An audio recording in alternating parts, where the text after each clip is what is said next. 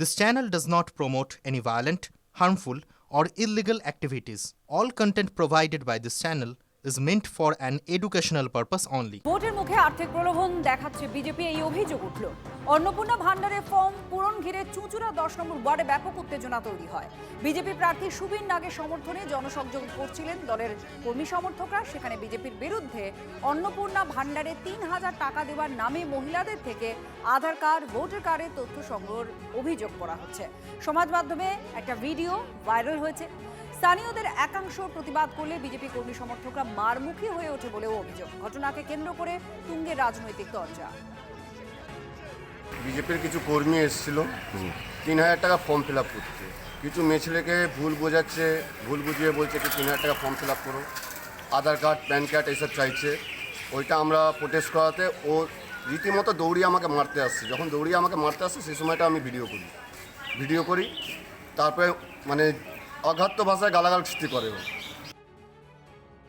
Vote আসলেই বিজেপির পক্ষ থেকে এই ধরনের চিটিংবাজমূলক কার্যকলাপ করা হয়। সুতরাং মানুষ এই বিষয়ে ওয়াকিবল, মানুষ যেগুলো জানে না এরকমটা নয়।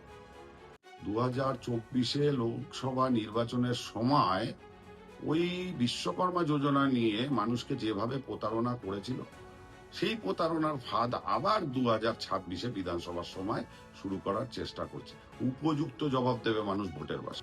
ক্ষমতায় আসলেই এখানে মহিলাদের জন্য 3000 টাকা করে দেওয়া হবে। তারই প্রচার স্বরূপ আমরা এই ফর্ম নেওয়া যাওয়া হচ্ছে। বিভিন্ন বাড়িতে বাড়িতে মহিলা কার্যকর্তারা নিয়ে যাচ্ছে। এখানে কোনো রকম অ্যাকাউন্ট নাম্বার চাওয়া হচ্ছে না, শুধুমাত্র প্রচার স্বরূপ এবং সেই ফর্ম বিলি করা হচ্ছে, যাতে আগামী দিনে ভারতীয় জনতা পার্টি ক্ষমতায় আসলেই 3000 টাকা করে তুলে দেবে, এইটা তাদের জানান দেওয়ার জন্য। কিন্তু তাদের উপর অকথ্য অত্যাচার করা হচ্ছে। এবারে বিধানসভা নির্বাচনে প্রার্থী হননি, কিন্তু বড় দায়িত্ব পেলেন অশোক লাহিড়ী। নীতি আয়োগের ভাইস চেয়ারম্যান হচ্ছেন বালুরঘাটের বিদায়ী বিজেপি বিধায়ক। অশোককে নীতি আয়োগের উপাধ্যক্ষ করেছে মোদী সরকার। 2021 ভোটে প্রথমবার লড়াই করেছিলেন, জিতেছিলেন অশোক লাহিড়ী। একদা কেন্দ্রের অর্থনৈতিক উপদেষ্টা ছিলেন অশোক লাহিড়ী এবং পঞ্চদশ অর্থ কমিশনের সদস্য হিসেবেও কাজ করেছেন অর্থনীতিবিদ। বিজ্ঞানী গোবর্ধন দাসকেও এবার সদস্য করা হয়েছে নীতি আয়োগে। अशोक लाहिड़ी जी को नीति आयोग के वाइस चेयरमैन पोस्ट के लिए भारत सरकार ने नियुक्ति किया है। दलित समाज से आए हुए श्री गोवर्धन दास जी को भी नीति आयोग का मेंबर हिसाब से मनोनीत किया गया है। मैं दोनों